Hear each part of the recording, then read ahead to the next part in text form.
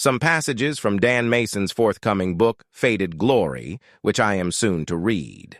Give me your opinion. Lab-Grown Meat and the Globalist Manifesto, a sermon by the preacher.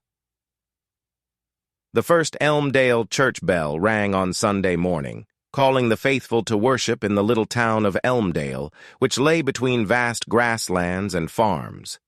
The air was thick with the aroma of polish and a subtle floral note from the fresh lilies on the altar, while the wooden benches made a gentle creaking sound as they were filled.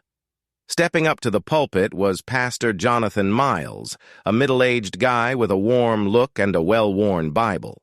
The unusual issue of lab-grown meat, which has lately sparked much community discussion and debate, inspired today's sermon.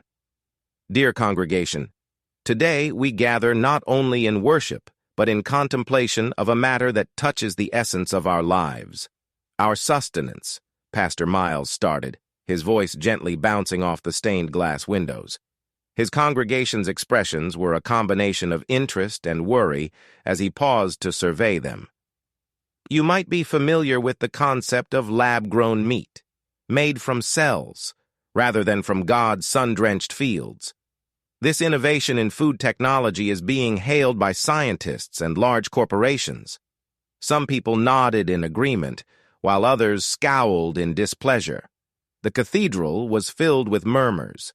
Now I ask not only in my role as a shepherd tending to his sheep, but also in my capacity as a fellow human being living on this planet that God has given us, what are we nourishing ourselves with? The intensity in Pastor Miles's voice was palpable. Is it possible for us to find spiritual and gustatory satisfaction in this lab-grown meat, which lacks the vitality of our land? He flipped open his Bible and found himself reading. Genesis 1:29, And God said, Behold, I have given you every herb bearing seed, which is upon the face of all the earth, and every tree, in which is the fruit of a tree yielding seed. To you it shall be for meat. Wow. God's gifts are plentiful, Pastor Miles went on to say. As stewards of his creations, he endowed us with seeds, cattle, and wisdom.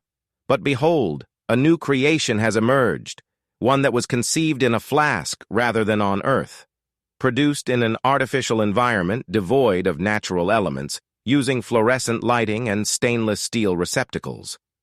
With riveted attention, the crowd heard him describe the contrast between the natural harmony of conventional farming and the artificial sterile conditions found in laboratories.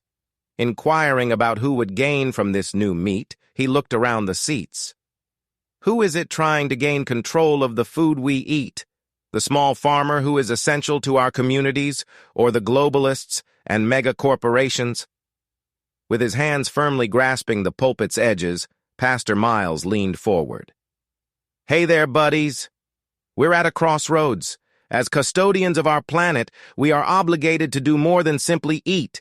We are to inquire about the credibility of the food we eat and where it comes from. In church and beyond, he urged his flock to think, pray, and talk about what they had learned. On this, our last day here, let us reflect. We should look to Scripture as well as science for answers. All of us, spirits included, as well as our communities and future selves, are nourished by this.